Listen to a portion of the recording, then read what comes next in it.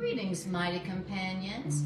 Anna Kajawa Quinn here, and we are broadcasting here live and in person from the Rocky Mountain Miracle Center, and we are going to be doing Course in Miracles today. This is the 12:30 session, and we are going to do Christmas as the end of sacrifice because this happens to be Christmas Day.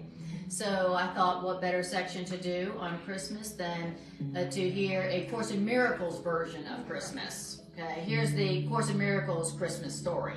Okay, you've heard other versions of Christmas stories.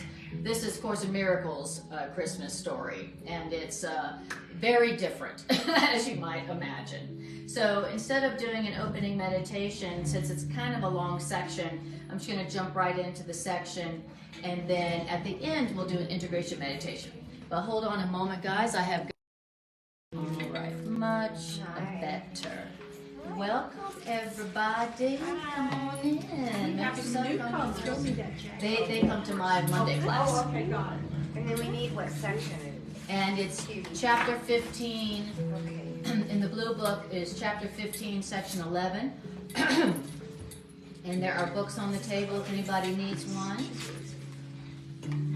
Welcome, welcome. Thank you. Have I met you? You have not met me. Oh, what's your name? Michael. Michael, nice to meet you. I'm Anna. Nice to meet you too. Yeah, welcome to the Miracle Center. Thanks. Are you familiar with the Course in Miracles? I've stumbled across it from a few places, but I've never delved into it. Gotcha. Okay. Yeah. There's a lot of different teachers around that Great. use it as their base and then turn it into their own thing. So Share this. wonderful. You said Michael? Yeah, you got Wonderful. Okay. Beautiful. Well, welcome. Thank you. Okay, so where we're going to be is chapter 15, section 11, and the title is Christmas as the End of Sacrifice. I don't know. We have a section that 15. You do Well, maybe we- chapter 15. Chapter 15, Right. section 11. Go to the table of contents. Be on page, thank you. All right. Okay, that'll work. Thank So- you. Hi. So the author of A Course in Miracles is going to tell his version of the Christmas story. Okay, why he was born, what was his purpose, and it's as you might imagine the exact opposite of what we have come to learn about Christmas. And so get ready to hear a very, very different Christmas story. Okay, about what's the real meaning of the season. What's the real meaning of this? The real reason for the season. All right, and okay. So I'm just going to jump right in, and we'll. Usually I do an opening meditation before we begin, but this is kind of a long section, and this class is only supposed to be 1 hour. So let me find it. I'll find it again. Here we go. Everybody see where it is? Yep. Okay, wonderful. Okay. Hi, Les. Lovely to see you, dear. Wonderful. All right. Okay. So the first thing it says is, fear not to recognize the whole idea of sacrifice as solely of your making. Okay. That's the first sentence. Don't be afraid to recognize where the real source of sacrifice is coming from. And what is the whole, where did the whole idea of sacrifice come from? Our making. Okay? We're the ones who came up with the idea of, well, you know you're going to have to give up something if you want some love. If you want to have release, if you want to have blessings, if you want to have, protection and safety and security, you're going to have to sacrifice something. Okay? We learned that came from God, right? That's what we all learned about God, and whatever religion we came up through, that sacrifice was something that was demanded from on high.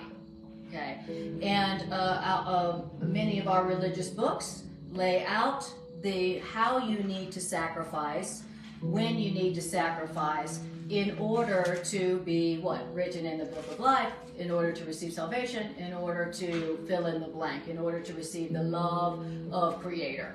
And not just Christianity. All of our religions. All of our religions are based on that Creator demands sacrifice. Okay, and what I have learned from A Course in Miracles is that Creator, our one Creator, does not demand sacrifice. Okay, so A Course in Miracles gives us a very different picture of God. Okay, and it's different than all of the religious texts that we've all come up through. So it's very, very different in that way, and that is why A Course in Miracles has made it onto the Satanic Book Top 10 list. Remember, I told you that, guys, that were you here when I said that? Yes. There literally there's a list of the top 10 satanic books, and Course in Miracles is right up there. Who compiles that? I don't know. That's a great question. That's a great question. Somebody with a vested interest. Right, definitely.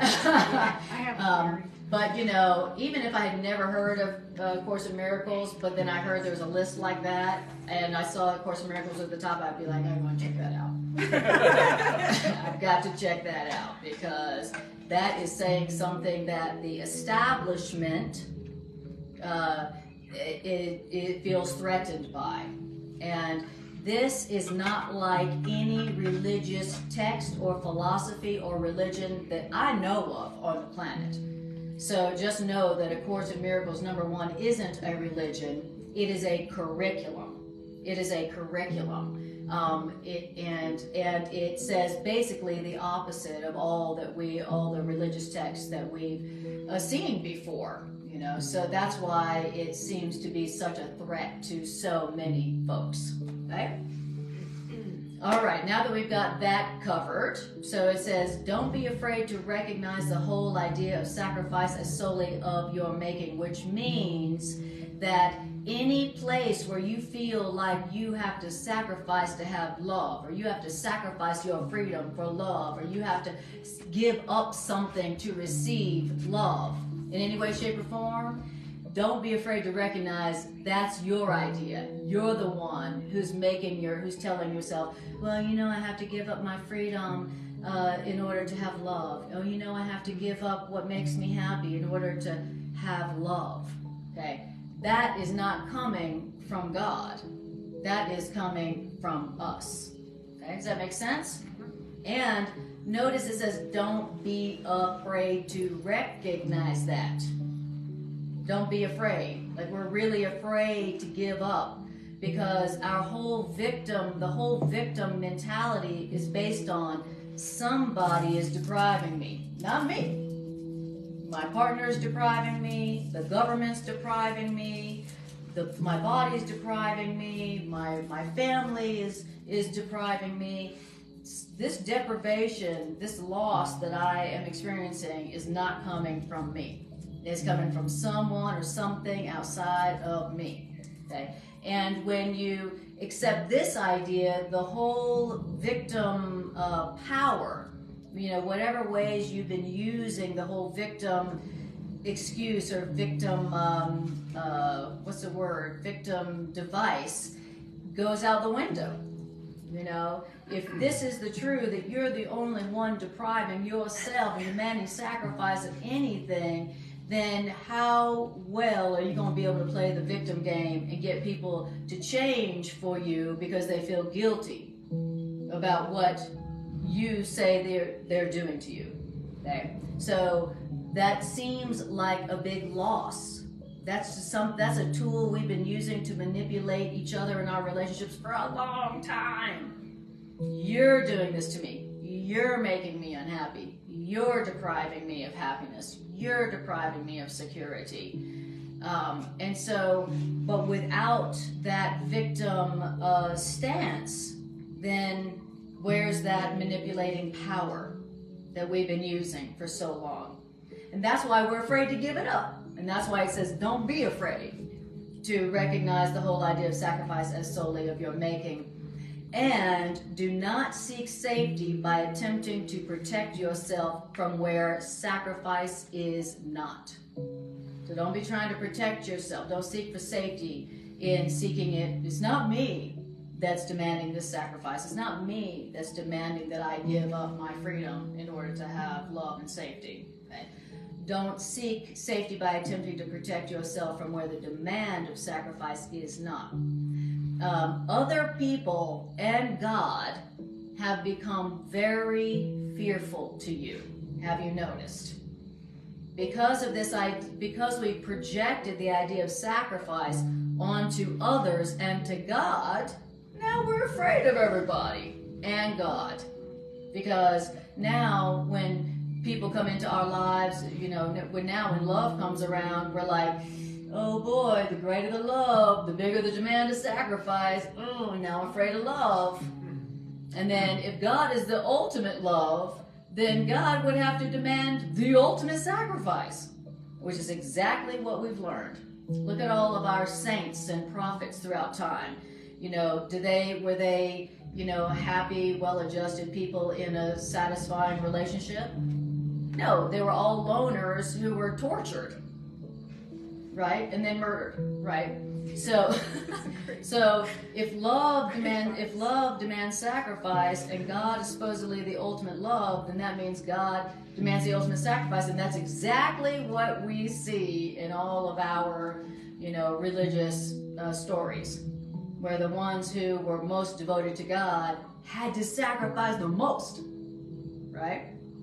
So, and he says, so if you believe that love demands sacrifice, then everybody and God become fearful to us.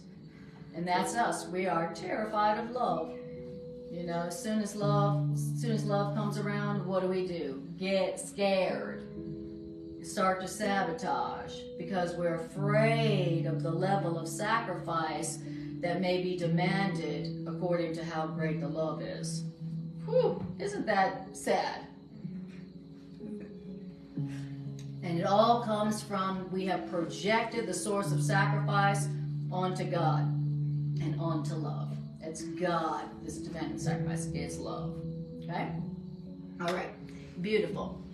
And, beautiful. Okay, beautiful. Now it says, and since everybody and God has become fearful to us, now we would bargain with everyone for a few special relationships. Now the word special, I'm gonna put in sacrificial. So now, since we're afraid of everybody and God, we're gonna bargain with others for a few sacrificial relationships. What's a sacrificial relationship? It's a relationship in which you see some scraps of safety. Woo. Say, there's a lot of sacrifice in this relationship, but there's a few little scraps of safety. And I'm going to bargain with folks so that I can have some relationships where I minimize the sacrifice, but I get a few scraps of safety in return. That's what A Course in Miracles calls a special relationship. That's what A Course in Miracles calls a special relationship, where it's a relationship where we do believe that love demands sacrifice. So we know there's going to be some sacrificing going on in this relationship to maintain it, but but the trade-off is there's a few scraps of safety, not like substantial safety, but scraps, okay, crumbs, okay. And that's what happens when you believe that love demands sacrifice. That's what happens. If love demands sacrifice, then I'm gonna have to, when the relationships come around, we're gonna have to be doing some bargaining to see if we can maybe get that balance a little bit better between the compromise and the safety, in our relationships. Wow. And at the beginning, it seems like the safety is so big and the sacrifice is so low, the compromise is so low, but as we stay together for longer, the amount of sacrifice goes up and the safety turns into scraps. Anybody recognize any of that? Okay, anybody? Anybody not recognize that? Anybody had a relationship where that was not going on? Better question. Yeah, that's the better question. Says Greg, who's over here with his most special relationship. Chloe, she's like, oh, look at that big smile. Well, any relationship is the proposition, right? Any relationship is like this to some degree. Like, we're not just talking about romantic relationships. Or no, we're talking about all relationships. Relationship. We're talking about any relationship between two people who have the belief that love demands sacrifice. Okay? Now that is only a belief. It's what we were conditioned and programmed and brainwashed with, since birth. So any relationship where both people have that as a tacit presupposition. Exactly, where they have it as a belief system. Okay? And the love demands sacrifice, it represents a whole belief system. And we all were programmed with this belief system. Whether you came up in a particular religious path or you didn't. Right. Even if you didn't come up through, maybe your parents were atheists. This is the programming of humanity. Called give and take. It's called you have to sacrifice to have. That love demands sacrifice. That God demands sacrifice. So therefore, the programming, the conditioning, it's to a great degree unconscious. When you say yes. Unconscious, and so that's why he's asking us, do not be afraid to bring this from the unconscious. Yes, because we may not think we have this. Well, exactly. It's unconscious because it is ancient.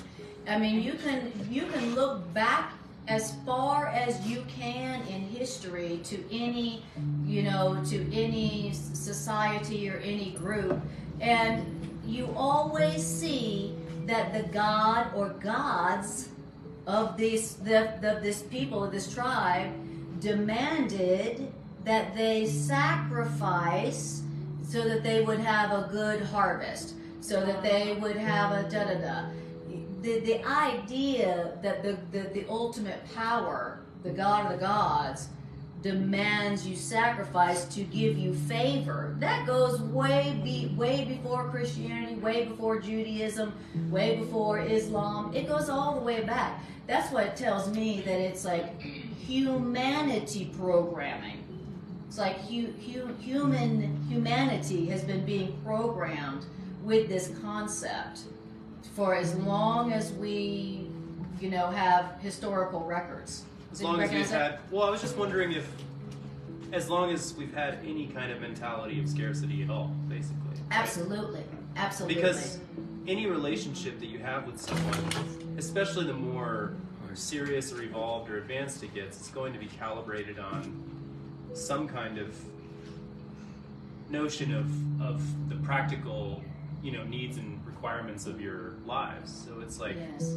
But what we're learning from this particular curriculum is that the ultimate power that created us gives to us freely in such abundance that nobody needs to sacrifice anything in order to have all that a loving creator would provide for free for its creations. And that's what's different about A Course in Miracles, is that as God is described in A Course in Miracles, God is not jealous, not possessive, not needy, not demanding, not commanding, and that all God does is give of itself freely, continually, no exceptions, no conditions, no demands. And that God is a creator who's infinitely loving and infinitely giving. And so there's no need to beg. That God didn't, Course in Miracles teaches us that God created us not lacking anything. That God created us complete, not lacking anything. That doesn't seem like a very loving or intelligent creator to create a creation that was so needy, that was so incomplete, that was missing so many vital parts, that they had to now beg and bargain for a few scraps of sustenance or safety. That doesn't sound like a very loving creator to me, or smart. You create something that's just always broken, always needs more, no, need, so that now you have this Maslow hierarchy of needs. That's a lot of needs. Right? And so Course in Miracles is telling us that we don't know how we've been created. We don't know the nature of our Creator, and we don't know the nature of our creation. And if we really knew it, we would realize that we really do have everything within us, everything that we could possibly need for peace, for power, for love, for eternal life, all of that. All right. Now, that doesn't mean that that the body doesn't have needs. The Course in Miracles teaches us that you have everything you need, but the body is something that doesn't have everything it needs. That's why the body got to eat all day long. You know, it needs shelter and needs money and, you know, all that. So that's why the Course in Miracles is reminding us that you are not your body. Yeah, the body is needy, but it didn't come from God. Course in Miracles says something extremely radical. God didn't create the body, you know, because God wouldn't create something that was so fragile and so needy and so very, very temporary. Okay? So that's how you know that it didn't come from God, according to A Course in Miracles. Very radical kind. As you can see, we haven't even finished one paragraph, and it's already the most radical thought system you ever heard. You know? All right. So now, then it says, so what we're trying, since we're afraid of each other and afraid of God because we believe love demands sacrifice, now the best we're going to do is bargain with each other for a few sacrificial relationships in which we think we see some scraps of safety. Now, then it says, do not try longer to keep apart your thoughts and the thought that has been given you. So what's our thought? Our thought that love demands sacrifice. And what's the thought that's been given us? That love demands no sacrifice. Okay? It says, what does he say? Don't try longer to keep our thoughts and the thought has been given us. Don't try to keep them apart.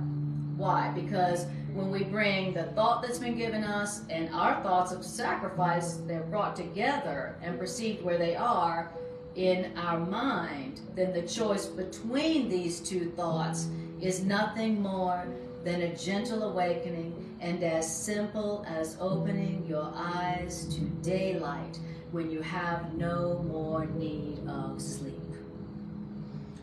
Wow, beautiful. So when I go, okay, here's the thought that's been given me, love, God, demands no sacrifice, has given me everything.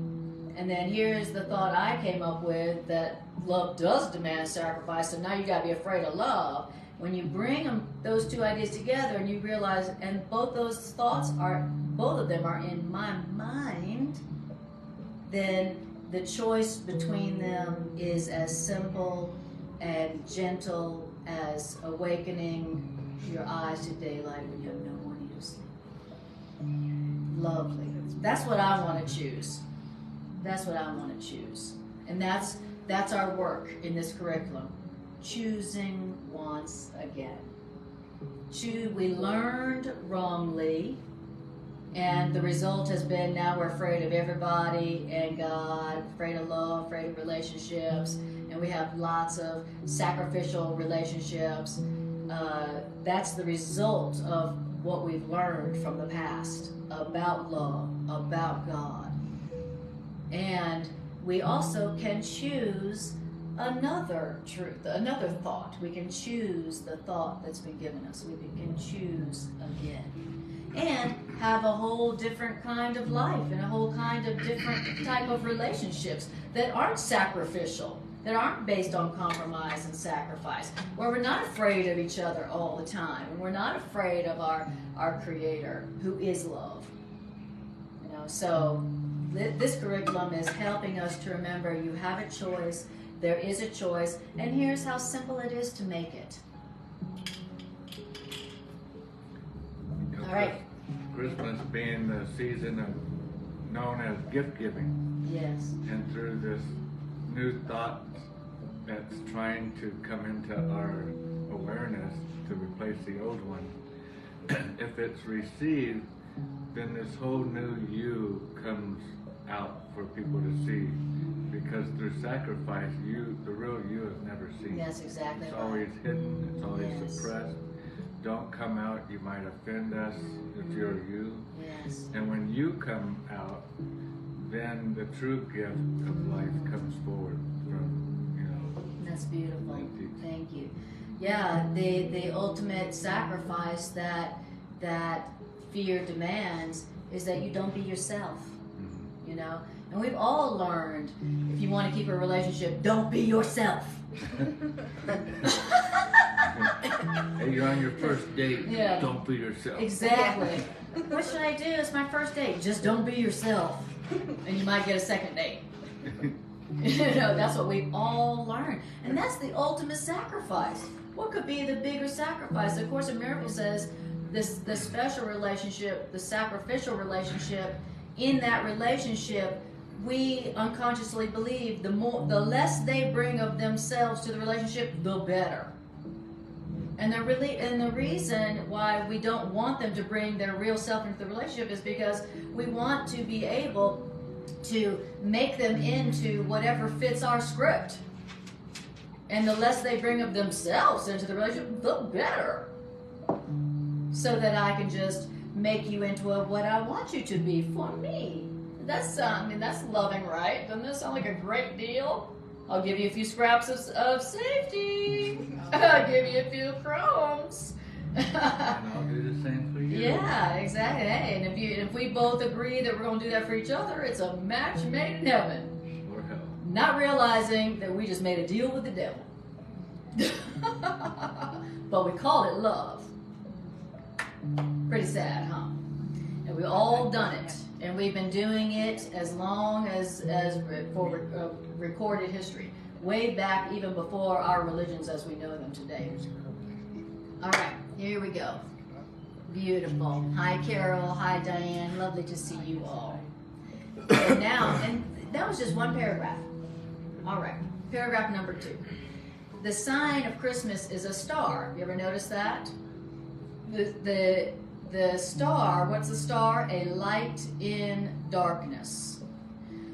Now, don't see this star, this light in darkness, outside yourself. Instead, see this star shining in the heaven within. And accept this star shining within you as the sign that the time of Christ has come. Okay. So what is that symbol? And it says it's the symbol of that the time of Christ has come, but notice where it is that the Christ has come. Within you.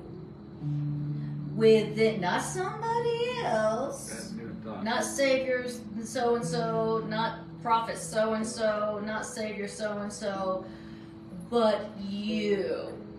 The time of Christ is when the star is recognized as shining within you. The time of Christ is not when so-and-so or so-and-so was born.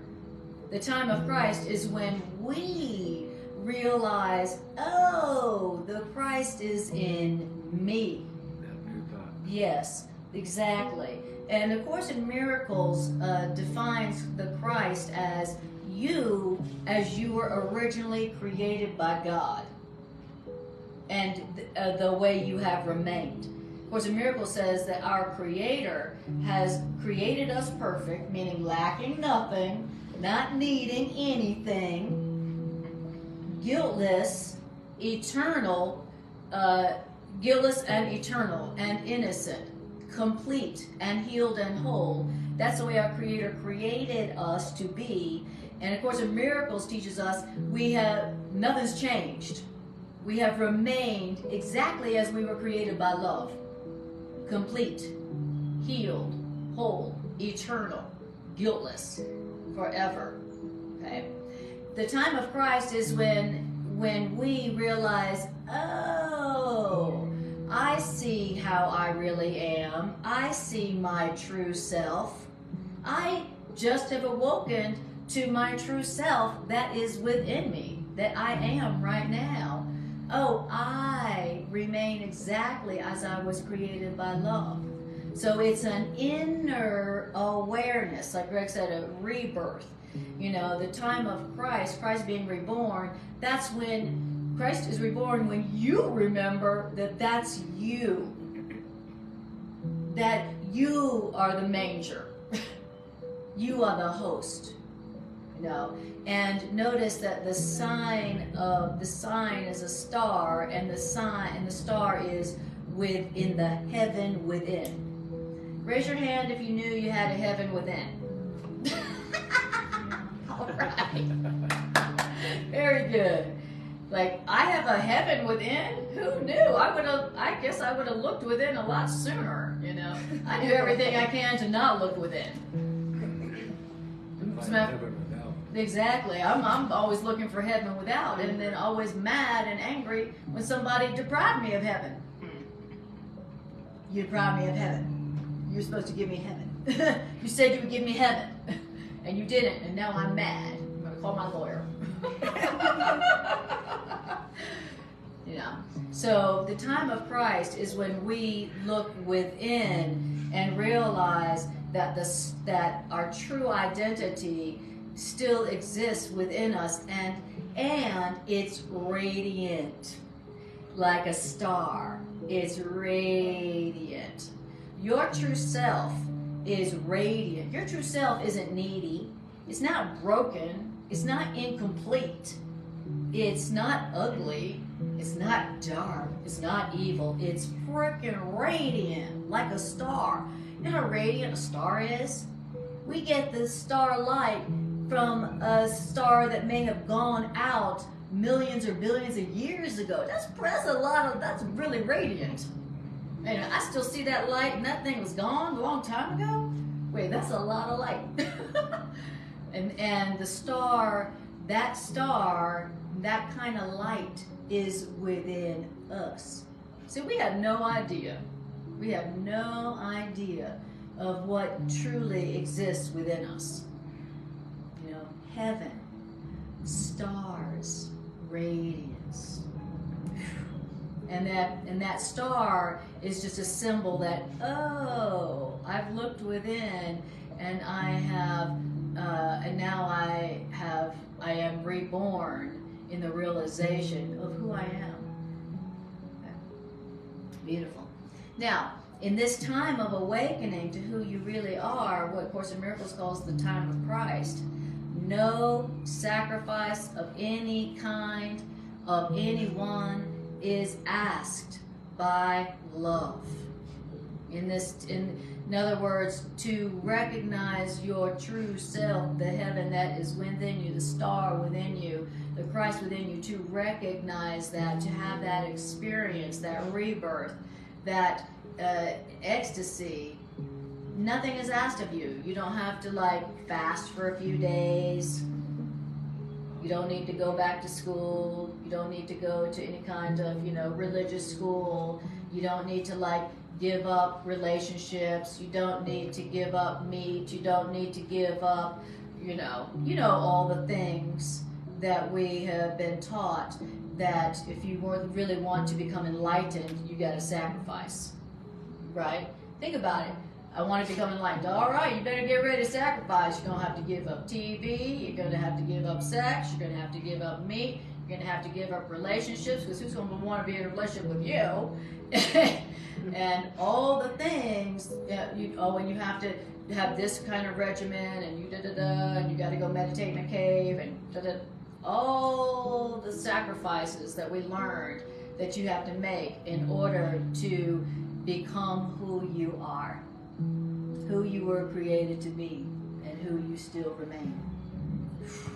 So, for you to awaken to who you really are, no sacrifice is asked of anyone or anything. And in the presence of your true self, the star within you, the whole idea of sacrifice loses all meaning. Wow. Yeah, when you realize you have it all, you were created to be the all, you have it all, you realize, oh, I don't have to give up anything. I don't have to demand anybody else give up anything in the name of love. I don't have to do sacrifice, and I don't have to demand sacrifice to be the shining star that is within me, that is me. Wow. Now, it says, because you are the host to God, and all you need do is but invite God in, who is there already, by the way. And the way you do that is by recognizing that God's host is one, and that no thought alien to God's oneness can abide with God there. In you, love must be total to give God welcome, because the presence of holiness creates the holiness that surrounds it. So what are we really saying here? What we're saying here is that no fear can touch the host who cradles God in the time of Christ, because the host is as holy as the perfect innocence which they protect and whose power protects them. Right? So it's a lot of very beautiful, spiritual sounding, lofty words, but what I hear in that is that when you recognize that you are the host of God, not somebody else, not saint so-and-so, not prophet so-and-so, not savior so-and-so, but you are the host who cradles God. That's you. And when you recognize, oh, you mean God? No, you kidding me. God don't live in me. God lives in heaven. God doesn't live in me. No. Did you see what I did last night? Nobody would think God lived in me if they saw me last night. God lives far away from me. I don't know his address. Seems to know mine. But when the time of Christ, the time of your own awakening, is when you realize that I am the host of God. God doesn't live somewhere else. God created me, and that notice it says cradle God. Isn't that interesting? The more like of the imagery of Christmas, cradling God, right? God as an infant. God as an infant. And that's what A Course in Miracles says. It says that God becomes like a little child for you to cradle, and so God had to become like a little child so that you would cradle God, realizing that God is within you. Okay? Isn't that beautiful? Yes. And what I'm hearing, how you realize that is by not sacrificing. Yes. By not sacrificing, that is how you host God. And God would be comforted and cradled, seeing his creation acting as he made his creation. Yes. Not sacrificing and hiding whom God made them to be. Yes. So when we stop, every time we sacrifice, we don't host God. We're like, Yes. no, we're going to host something else. We're rejecting God. Yeah, we're going to host our own party. Very good, thank you. Yeah, exactly. I can't be demanding sacrifice of myself or others, and also realizing that God lives within me. I can't do both, because you can't be cradling God but then demanding sacrifice of God's creations, which includes yourself. Yeah, that's not the party God shows us. Exactly. We're That's not exactly gonna right. host him. That's exactly right.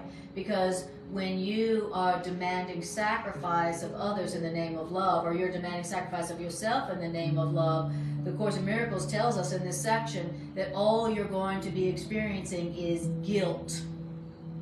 When you demand that somebody change for you to be happy in the name of love, you're not going to be experiencing love. You're going to be experiencing guilt.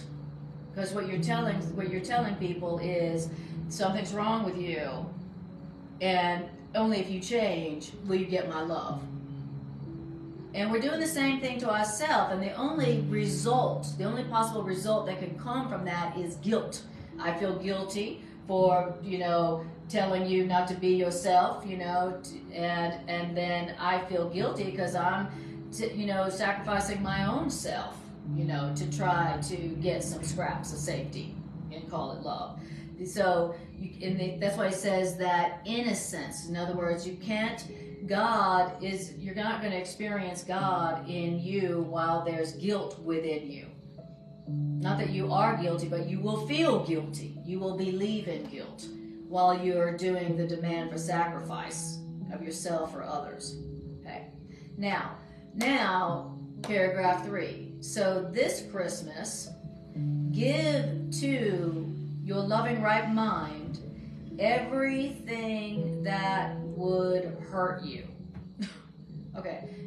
Greg was saying that we know Christmas as a time of giving gifts. This is also Hanukkah time, also a time of giving gifts. And so this is a totally different kind of gift giving right here. Okay.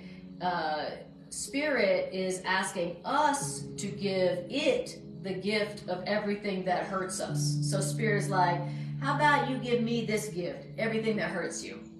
How about that? How about give me a gift, says Spirit, says God, and give me the gift of everything that hurts you. Okay. Now, what is it that hurts us? Well, we already heard what hurts us. Every place where we're demanding sacrifice in the name of love is where we're hurting ourselves. Because that's where you're going to feel guilty, which means that's where you're going to attract drama. That's where you're going to attract pain. Course in Miracles says guilt is an unconscious request for punishment. When you feel guilty, you're going to unconsciously sabotage things, set things up so that you experience pain, hurt. Okay? And think that it was happening from them to you. Think they were doing it to you. Okay? So our higher self is saying, why don't you give me a gift this Christmas and give me the gift of everything that would hurt you? Meaning every place where you're demanding sacrifice of anyone.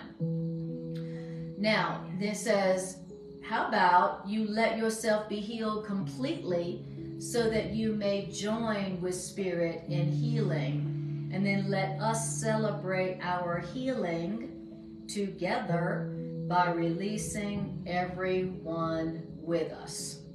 Okay, so that's how it goes. We give to Spirit everything that would hurt us, all the demand of sacrifice we're demanding of everyone and anything, including ourselves. And then we join with Spirit and then releasing everybody else. We release ourselves from the demand of sacrifice, and then we join with Spirit in releasing everybody else from the demand of sacrifice, which is what's hurting them. Now, that's a different way to celebrate Christmas or a Hanukkah, either one, both. That's different. And then it says, don't leave anything behind. Because release from hurt and release from sacrifice is total, which means when you have accepted the release from sacrifice with me, you will give that release from the demand of sacrifice with me. And as we're doing this together, all pain and sacrifice and littleness will disappear in our relationship, says Spirit, which is as innocent as our relationship with our Creator, and guess what? As powerful too. Pain will be brought to us, and pain will disappear in our presence. And without pain, there can be no sacrifice. And without sacrifice, there must be love. Their love must be.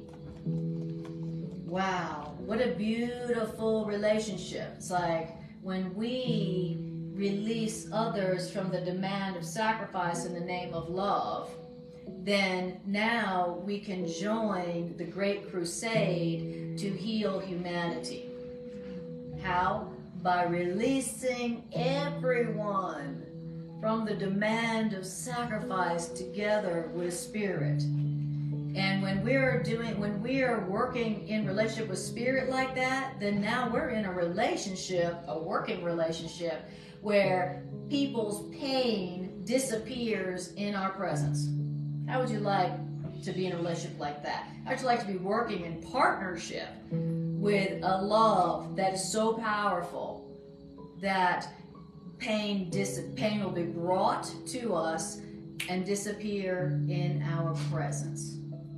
Dang, that sounds great. I'd like to try that someday. Wait a minute, a relation, let me see if I hear what you're saying, Spirit. That there's a relationship that I could be in with Spirit and with others, where when people are in the presence of this relationship, their pain disappears. Dang. Now, that sounds wonderful. I like what you said earlier, that when you're requesting demand on others, you're creating drama. Yes, you're requesting drama. When do you ever have anger, sorrow, fighting, drama, when you are supporting the other one? Even, yes, they're that's not true. coming home the time you wanted them to come home. That's right. And you didn't do anything but give it to Spirit and totally support them. Yes, exactly. When did you ever have drama out of that? You were just supporting me too much. Yeah, you're Why are releasing. you always on my support side? Why don't you ever give me guilt? I thought you loved me. I'm gonna go find somebody who's gonna give me some guilt. I'm gonna go find somebody who's gonna put some limits on me. I know they love me. What, you're not gonna give me guilt in order to keep me? You must not want me. And when the person knows they came home late in that story, and knows that you're triggers and you're probably triggered, and to see you react totally different than you would normally, and it seems genuine and sincere that they're just supporting your day, what you have gone through and whatever. Boy, that is a gift. That's refreshing. And in that relationship scenario, you're saying people's pain falls away. Yeah, there's no pain. There's no pain. The pain is coming from the guilt. Pain is coming from the guilt that comes from the demand of sacrifice. Like we never learned to connect that. No, this is stuff we never heard before. In all the philosophies that we came up through. All of them. All the religions, all the philosophies, we never heard that. Okay? And then paragraph 4 says, you who believe that sacrifice is love. Okay, who would that be? Okay, raise your hand. Would that be everybody? We all have. Yes. Us, I'll say us, who believe that sacrifice is love, must learn that sacrifice is separation from love. Wow. Oi. Oi. Because sacrifice brings guilt, not love. And sacrifice brings guilt just as surely as love brings peace. As a matter of fact, guilt is the condition of sacrifice, just like peace is the condition for the awareness of your relationship with God. Wow. Okay. So what is it saying here is that that we've got to learn that love is not sacrifice. I mean, the Course in Miracles says the idea of love and sacrifice is so deeply entwined in our belief system, in our programming, that we can't even conceive of love without sacrifice. Can't even conceive of it. What do you mean? Total love and I don't have to give up anything. I don't know. That sounds like something from the devil. Isn't that what Satan says? Isn't that what the Antichrist is supposed to say, supposedly? That we can't even conceive of love without sacrifice. But that is what we must learn. That is what we must learn. That sacrifice is not love, and love is not sacrifice. Why? Because every time sacrifice happens, guilt happens. And then when guilt is there, then we feel like we gotta sacrifice and gotta compromise and give up something to have love, right? And then he says, when through guilt and demand of sacrifice, you exclude God and others from yourself. That's how you exclude others from yourself, through guilt. Right? Because when you feel guilty, how connected do you feel to others? When you feel guilty in a relationship, how deeply connected do you feel? You don't. You feel like, I gotta hide. And when you gotta hide, you don't feel connected. You feel like, I'm over here and they're over there, and we need to keep it that way. Right? Through guilt, when there's guilt, you gotta exclude others and God from yourself. Through peace, you invite others and God back, realizing that God and others are where your invitation bids them be. In other words, what you exclude from yourself through guilt seems fearful, for you endow it with fear and try to cast it out, though it is part of you. Who can perceive part of themselves as loathsome and live within themselves in peace? And who can try to resolve the so-called conflict of heaven and hell in themselves by casting heaven out and giving it the attributes of hell without experiencing themselves as incomplete and lonely? Now, since it's almost time, let me see if there's a prayer at the end of this. Yes, okay. All right, so now I'm going to skip to the last paragraph in this section because it gives us the wrap-up and also a prayer to say, which is the prayer that enables you to release others from the demand of sacrifice. So does that sound like a practical prayer? Okay. This prayer or this formula or mantra enables you to do that. So it says this, paragraph 10. This is the time in which a new year will soon be born from the time of Christ. And then our higher self, the Christ in us, says, I have perfect faith in you to do all that you would accomplish. And what that means is nothing will be lacking and you will make complete, which means you will not destroy in this new year. And the way that you will be able to accomplish all this, you'll make complete and not destroy, the way you'll be able to accomplish all that you're meant to do in this new year is say to everyone, especially the ones that you got some guilt with, say to everyone whom you've got guilt and demand of sacrifice with, say to them, I give you, say their name, to the loving Spirit as part of myself. I give you to Spirit as part of myself. I know, say their name, that you will be released from the demand of sacrifice unless I want to use you to imprison myself. You ever used somebody to imprison yourself? Anyone? I know you will be released from guilt, from demand of sacrifice, unless I want to use you to imprison myself. So in the name of my freedom, I choose your release from guilt, from demand of sacrifice, because I recognize that we will be released from guilt and demand of sacrifice together. Okay. Now, when you say that to other people, you know who in particular, when you do that, whenever you say that, that's how the year will begin in joy and freedom. Would anybody like a new year, truly new year, meaning a year of joy and freedom? Who would like a new year where you actually do have joy and freedom. A year where you're like, I can't believe how happy I am. I've never been so free in my life. I never knew you could be this free and also experience this much joy. Who knew? Okay, that kind of year you can have when this is what you say to others whom you recognize that you're tempted to use to imprison yourself with. Okay, which means anyone you're in a relationship with, basically. But in particular, when you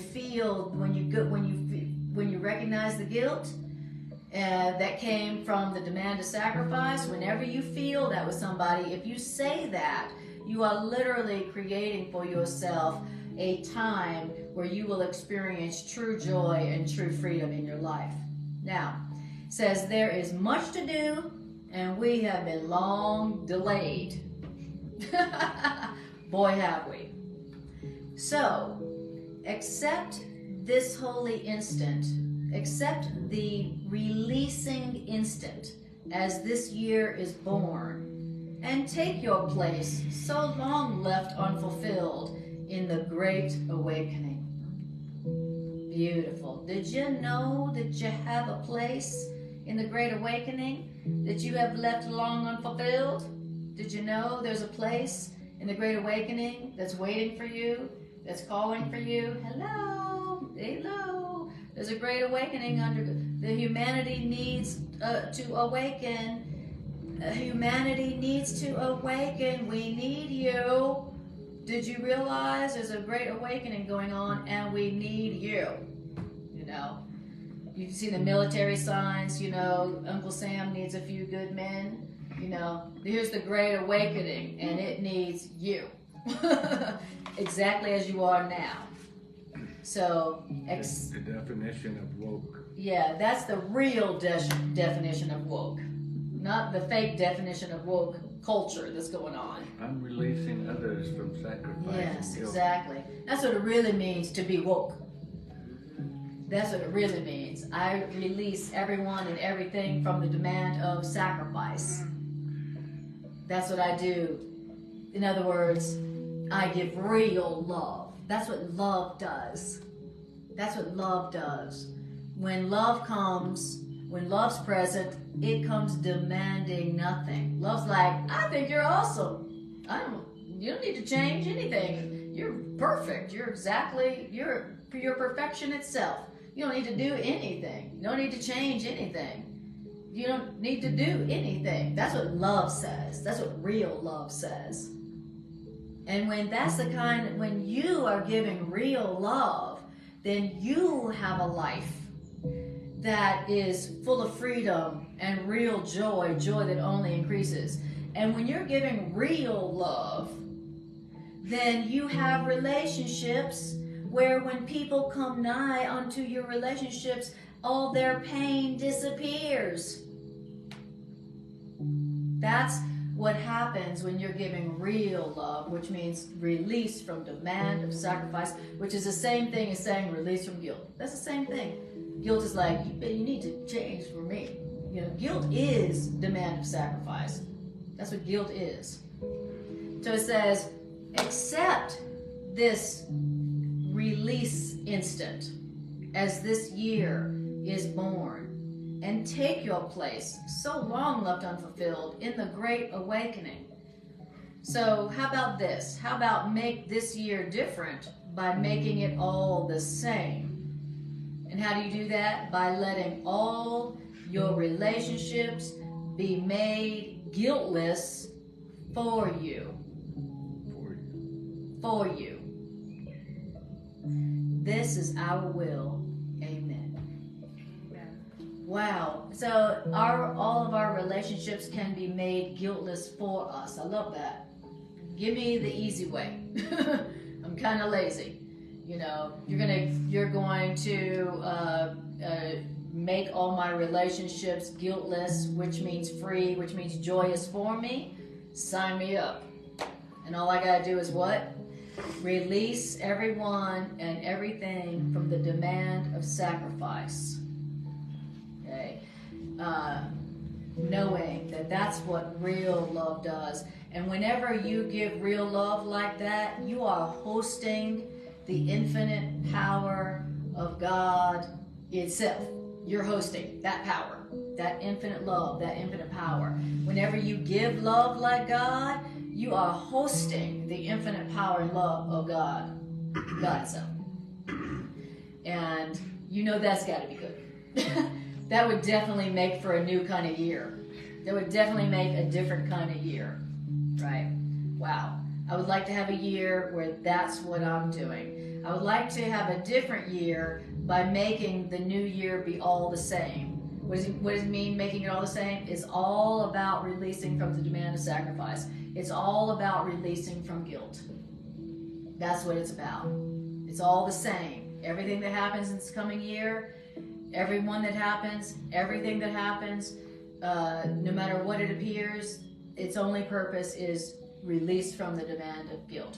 Release from the demand of sacrifice, release from guilt. Myself and everyone else included, in the name of love. Okay? Making it all the same purpose, which would make for a very different year. Okay? So, how about it for 2023? Okay. Let's make 2023 really different by making it all the same. One purpose. Okay, beautiful. Questions or comments? I have the thought running the entire lesson today that is the relationship is not others out there. The relationship is with me, and my work is to dissolve the guilt within me, the sacrifices and the trips I put on myself in order to not be completely available to my own evolution. So when you're speaking in the lessons, speaking to others, it, I think, just is an automatic. If you're working with yourself in this very same regard, others are us. That's right. Totally. Absolutely. The other thing I really felt moved by was envisioning us as the manger of the Christ. I love that. Yes. We are the manger of the Christ. Cradle. Beautiful. The cradle. The cradle. Exactly.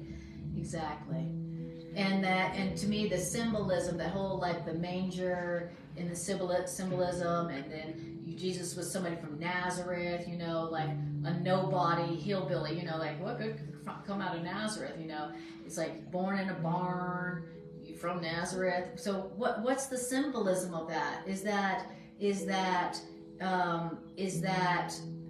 the Christ is within all of us, whoever, not just special folks, who are born in, a palace, but, all of us ordinary folks, all of us, who are not anybody royal or special, that we are the host of God. We are, not them, not that special person, not that special person. We are. And no matter how humble or lowly or non-special we think we are, the truth is that God lives within us. That star lives within us. We are the home where God abides. Us. Not someone else who's more special, but us. And if we see ourselves as anything besides the host of creation itself, the host of God itself, then we don't know who we are. We don't know who we are. We don't know our true identity. We have amnesia. We're asleep to who we really are. And of course, Miracles is a curriculum that's helping us to remember, to reconnect, to remember to all that is ourselves, which is everyone and everything, and to remember who we are as created by God. Beautiful. All right. Yes. Can I ask a question? Yeah, of course. I'm still kind of working my way through this, so Yes. if anyone wants to help me into it, course. please. It seems like what the chapter is getting at is also, like, if requiring the insight that the things that we desire and our perspectives are already conditioned by these ideas of sacrifice.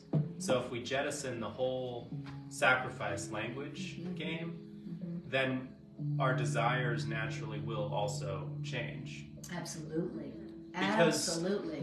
the scarcity and the sacrifice and the desire are all tied together. Yes, they are. You know? Yes. So it's like, because there are times where it seems like people are asking things of us that don't seem fair, so to speak. But Yes. fair is a really tricky word because Seems it's like a sacrifice. right, it's like, Yeah. does fair mean that oh, there won't be enough left for me, when really if I could just relax and like share in this experience of being, then I'm not going to be fighting over the scraps? Or does fair mean that it's actually legitimate to say, like at the end of the chapter, there's work that we have long left undone that is our true individual part of this whole thing to do, and that we need to do that work. Yes. And so I don't know any other answer to that except that it's that you just have to figure it out, because sometimes it's going to be the case that you are so used to seeing things possessively because you feel like you don't have enough love, or you feel guilt, or you So feel believe in lack. totally, which is, so deprogram that, right? And then sometimes it's going to be, okay, I can't do this other person's work for them, Yes. of allowing, the infinite love into their Yes. mind or heart, and so I have to draw the line and say, I'm trying to be present and in my place with this. Do you understand the tension I'm Absolutely. talking And about? let me, that's a really good question.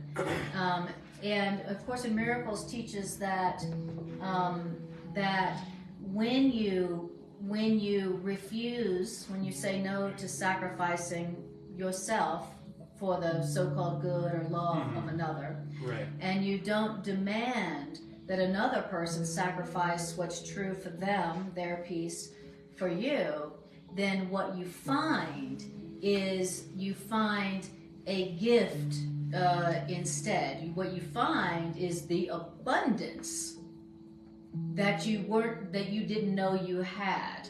Okay, so in other words, when instead of saying, well, you need to give up something because I'm deprived, so now you got to be deprived, but you don't demand that sacrifice, then you turn around and realize that the scarcity you thought you had, you don't have. You have an overabundance. You have an overabundance of love and joy, and in the relationship piece where you were talking about, you were saying sometimes you're tempted to do the work for them. Very often people because of their scarcity belief want us to give up something want us to give up something, to sacrifice something because of the scarcity belief they have. Right. And so, it's tempting because they were telling, if you love me, you would do this. If you love me, you would give this up. And when we say, I am going to love you by not sacrificing myself, now that other person now has an opportunity to go, oh, I guess I didn't need you to give up for me to feel love.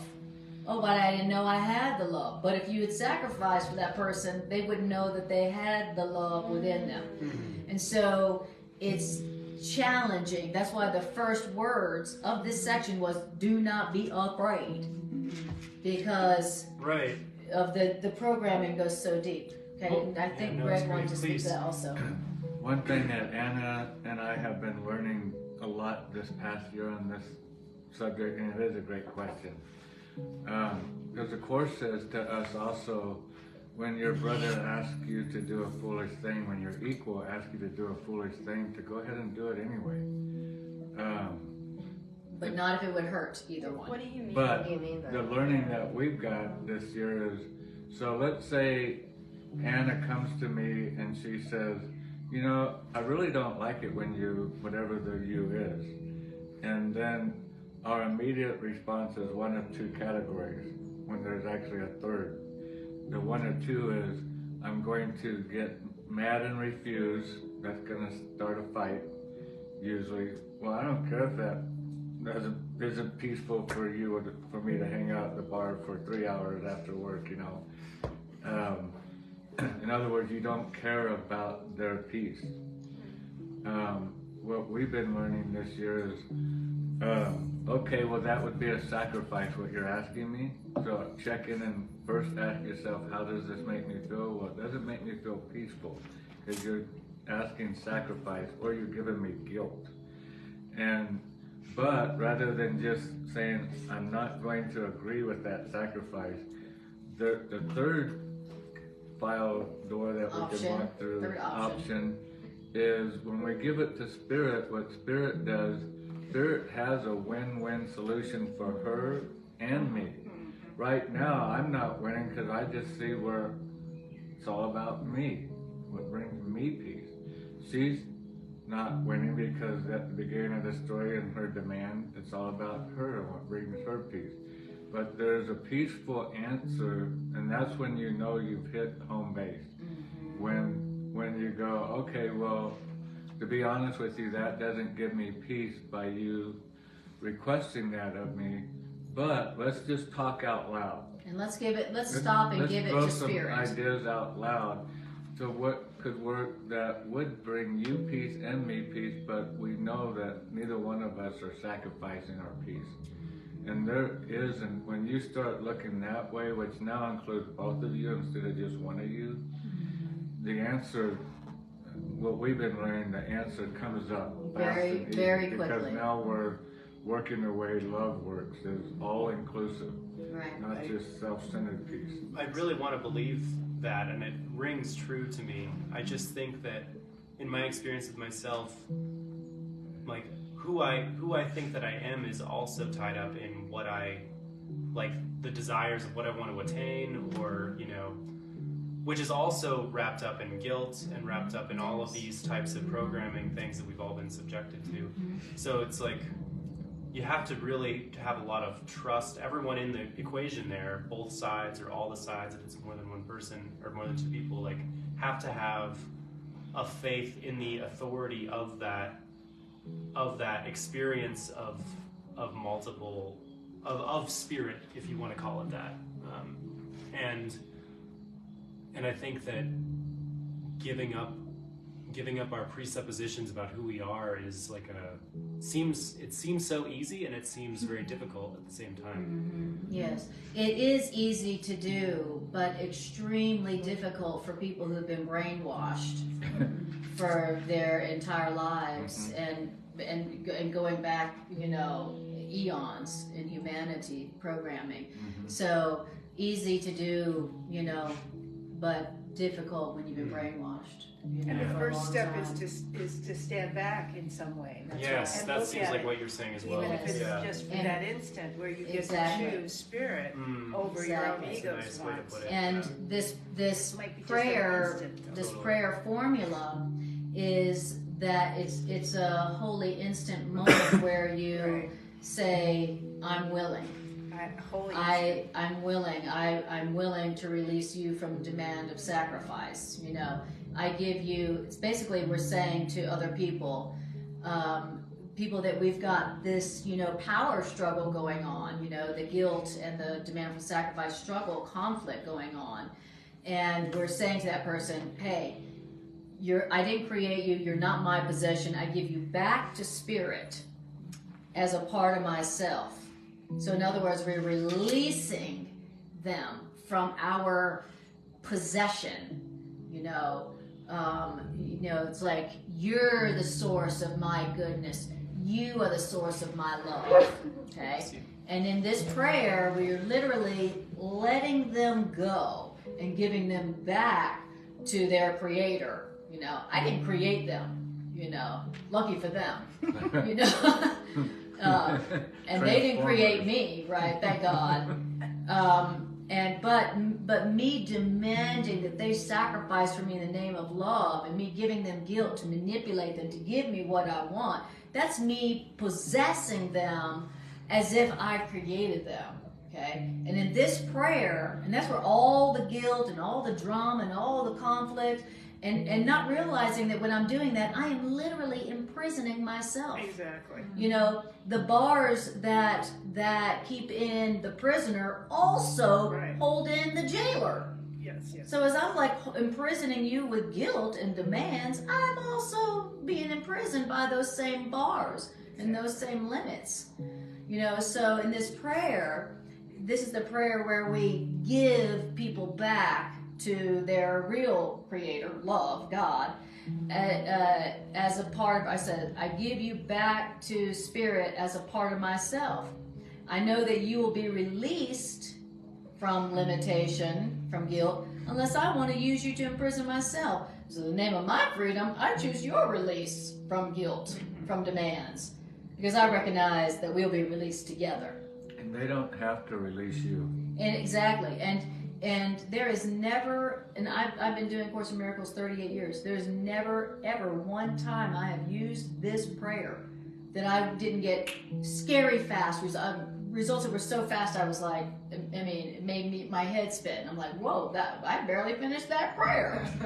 You know, I mean, it's, you won't believe the power of this prayer. Because when you use this prayer, when you got conflict going on with somebody, it is like you release the ultimate power within your mind. You all of a sudden, and the things that were impinging your freedom are released. When you release them from your demands, the bars of the prison cell that you put them in, when you release them, then all of a sudden that which was limiting and imprisoning you, gone. And then, like Greg said, the other person doesn't even have to know. They don't even have to know. It doesn't matter. But you will see the results very fast. So I suggest you guys write this formula prayer down and put it on your wall. And every time you've got a conflict with somebody, go say it, put their name in it. You know, and use it, even if you don't understand it, believe it, even if it sounds crazy, use it and see what happens, and you will be amazed. You'll be convinced. So, this is how we make the new year 2023 different, by making it all the same. That's how we do it. We release everyone. We free everyone from the demands our fear would make on them. All right. So you guys, it's 1:49. Now we could continue to do the integration meditation that I always end with. We've gone over time, and if you need to leave, that's fine. Anybody still want the integration meditation? Sure. All right. Okay, great. Beautiful. All right. Bye, Julie, sweetie. Bye, thank you. Love you, honey. Mary did the sacrifice. All right. So now, guys, we're going to do the integration meditation where we take the ideas and we use them. So that we're not just talking a bunch of ideas, but not actually applying them to something. So that we can walk out of here having applied the ideas and the results. All right, and all the list of mine and Greg's classes that we do throughout the week are in the body of this video, so check that out. And if you would like to see mine and Greg's videos in a much easier format, go check out my YouTube channel, Anna Kujawa, and it's all of my Course in Miracles videos and my Greg's and my classes, Transforming Relationships Through A Course in Miracles. You can see them very easily, all in one package. On my YouTube channel. So, and then this will be on my YouTube channel soon. All right, so I want you to close your eyes and take a breath, and we are going to use these ideas. So just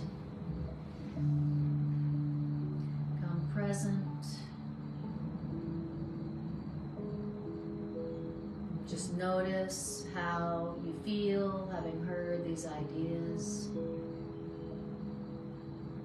And breathe.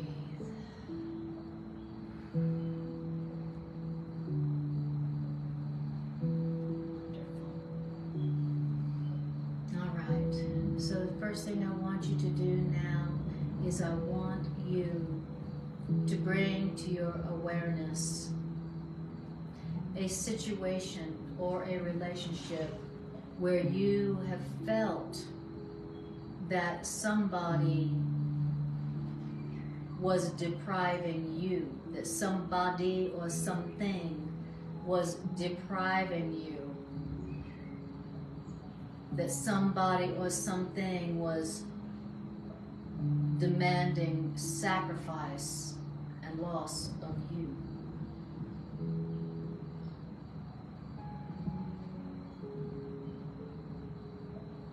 And notice the emotions that you felt.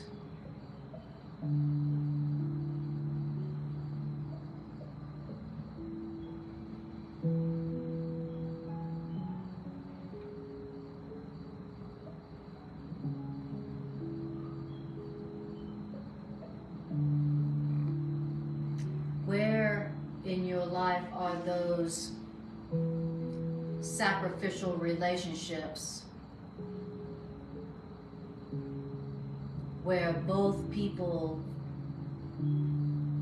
feel that they have to sacrifice their true self, their peace for the other one? Where is it? Where are those relationships in your life?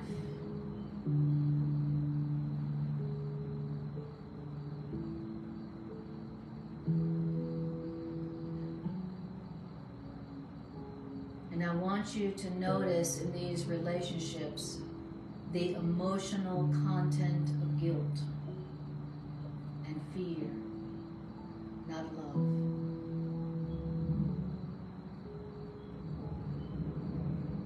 I want you to notice how the agreement of sacrifice has made you afraid of this person. Now you're afraid to be yourself, and now you're afraid that for them to be themselves.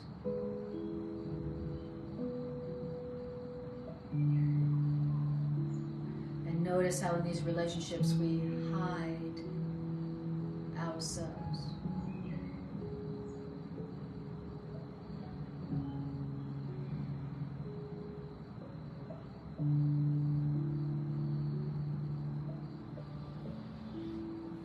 Take a breath.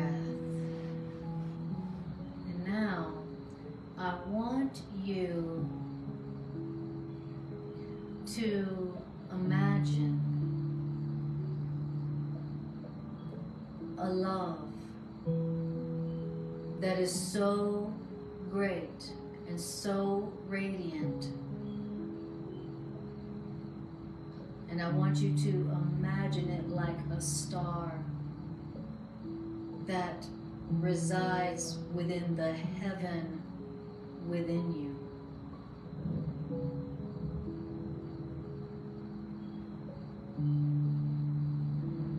And I want you to hear that love, real love, the love of God, the love that is everything, comes demanding nothing.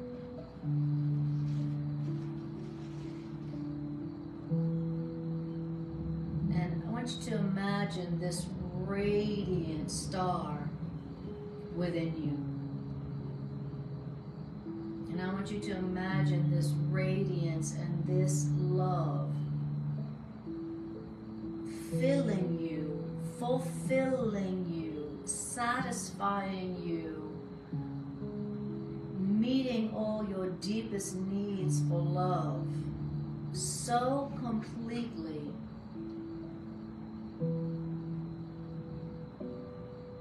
that you have no more need of anything. I want want you to feel what it would feel like to be so full of this radiant love that all you want to do is shine it, this love, outward.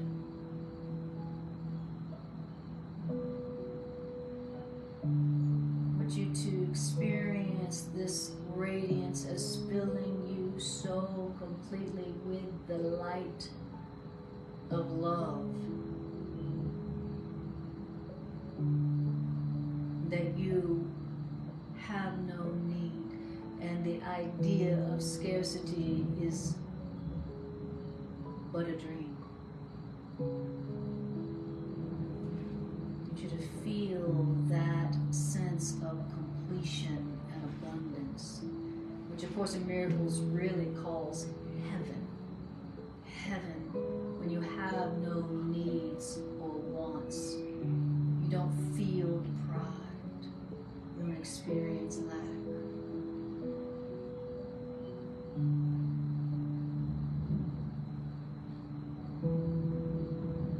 For just a moment, experience and feel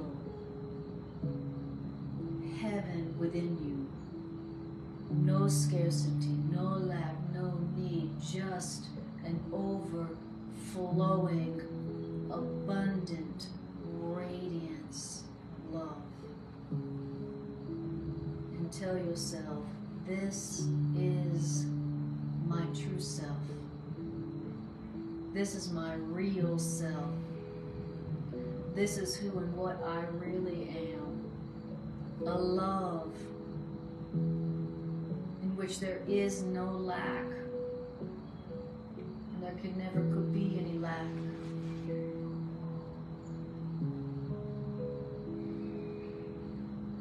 Tell yourself, I am complete. I am whole, and I am forever abundant.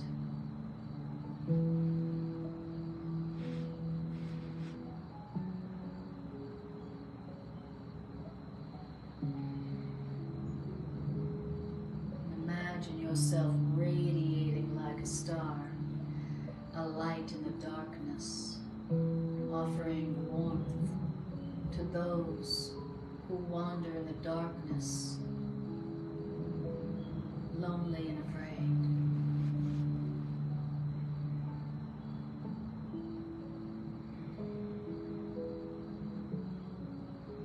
And now I want you to take this sense, this experience of inner completion and abundance, and I want you to now choose somebody whom you had been using to imprison yourself with. You know the one.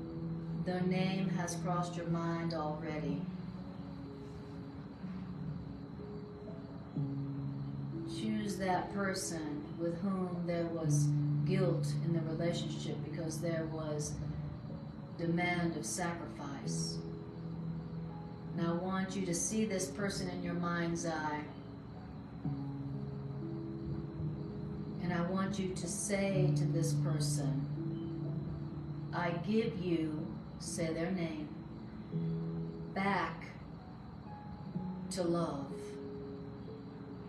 as part of myself. I give you back to love as part of myself. And say to them, I know that you will be released from imprisonment, from limitation, unless I want to use you to imprison myself.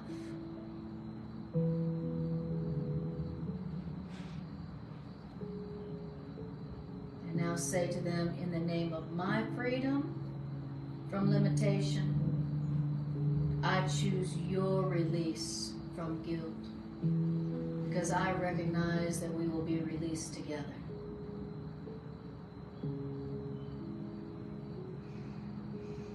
And breathe.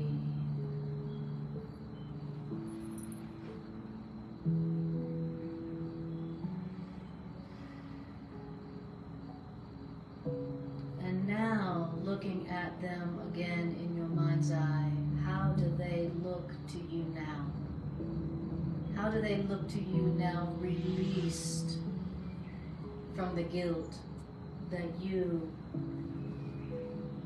projected on them?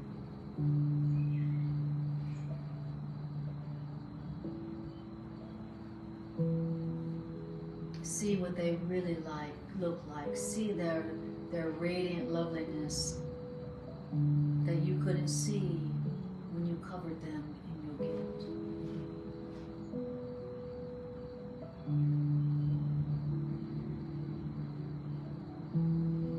See them looking at you with the deepest of gratitude for their release.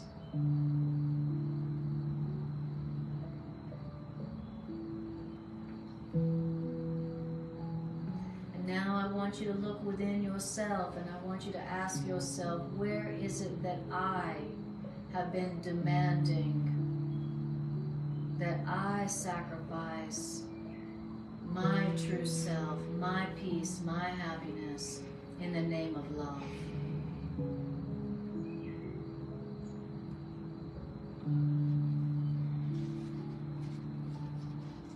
Now I want you to release yourself.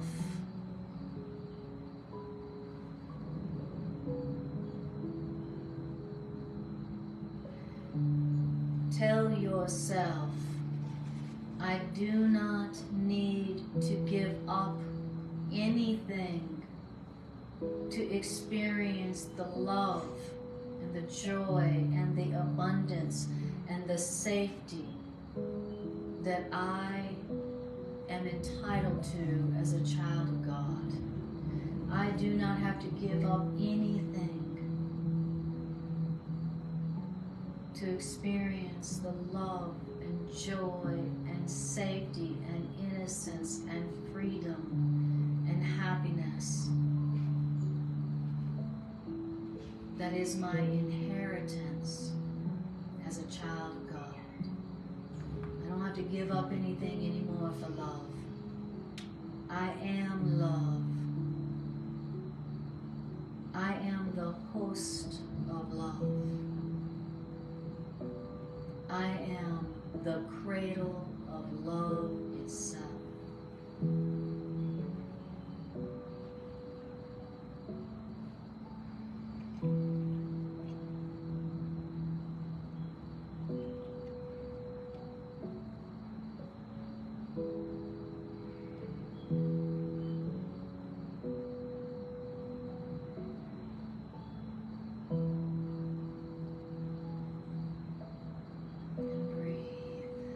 Notice how that feels.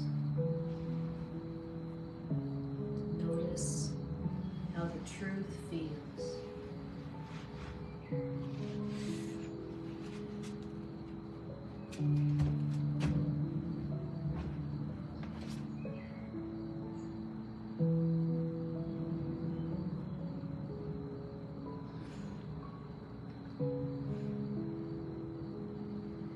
This is us right now taking our place so long left unfulfilled in the Great Awakening. You take your place so long left unfulfilled in the Great Awakening as you allow all your relationships to be made guiltless for you. This is love's will for you.